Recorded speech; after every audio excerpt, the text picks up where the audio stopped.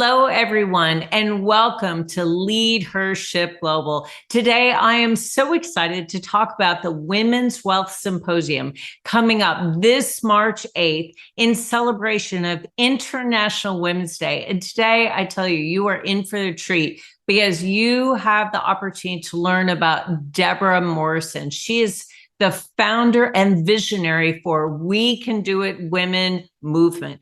She retired from, get this, 42 years practicing as a fiduciary CFP and asset manager. And now she leverages her wisdom as a financial leadership coach for mature women, using everyday analogies and humor to uplevel women's financial confidence so that they can live their absolute biggest vision of what life can be, including travel, unique experiences, new hobbies, and girlfriend fun. Now, I will let you know that I had the good fortune of actually traveling to Costa Rica with this extraordinary lady, and she is a powerhouse. Her energy is unstoppable. Her wisdom and her capability to embrace new experiences knows no bounds. And so you are in for a treat when we have the opportunity to now get to know Debra Morrison that much better. So Debra, thank you so much for joining us today.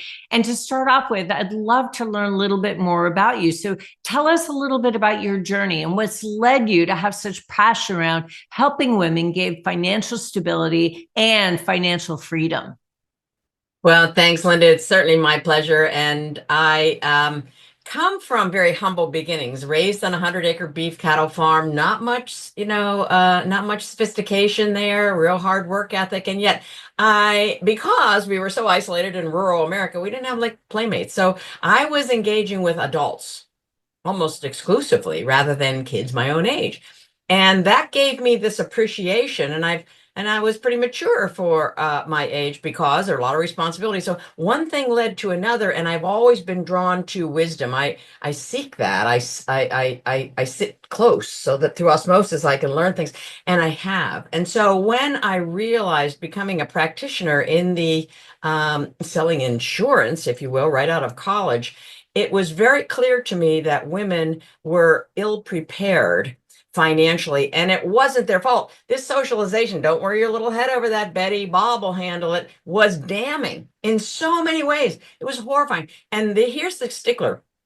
When I got to know clients and even my friends and family in my upbringing, these women were savers. My grandmother saved nickels in her apron, right? They were not buying every gadget. They were not being, extravagant in the least. And yet, because of all of this promulgation of the stock market is risky, the stock market is risky, they were investing in all the wrong places. And it caused them to be behind, undersaved. And then what does that do? It thrusts us into quick solutions, which makes us complete fodder for all the commission hungry salespeople that are saying, this is it, right? And so it's a real passion of mine. It breaks my heart to see women who have been horribly socialized, made a misstep, and are paralyzed and haven't moved forward. And so that's why I bring in everyday analogies to give women the conversation pieces around money so that they can hold money. I hold 10 of these.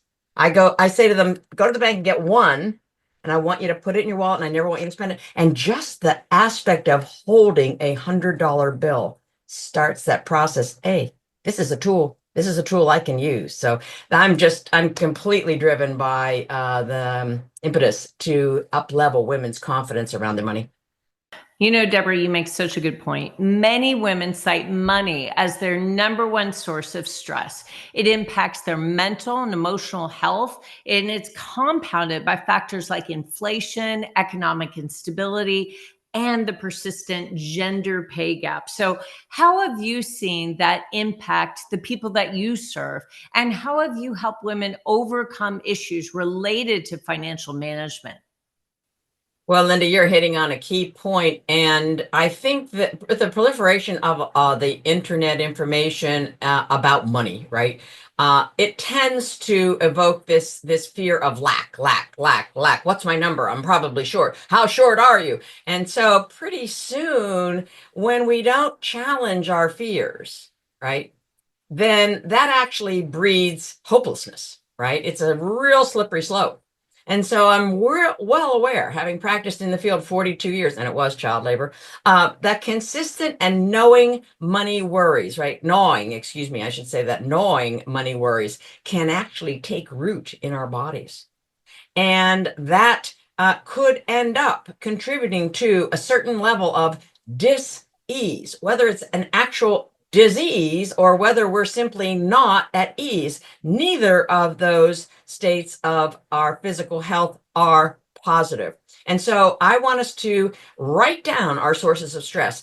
Money is clearly one of the leading causes of stress and disease, ultimately. And I want us to attempt to deal and strategize before it gets out of control, before it, what I call, compounds, right? And so the gender pay inequality is something that is really only going to be solved universally with legislative change. And this is why I'm so excited about getting together with leaders, industry leaders in the field of finance, because these women are busting through the barriers and breaking those glass ceilings. And an occasional lawsuit that brings about some difference in pay inequality. Ledbetter's suit, was just horrific in its scope, and she ended up not getting any of that back pay, which was granted to her by a jury and then overturned by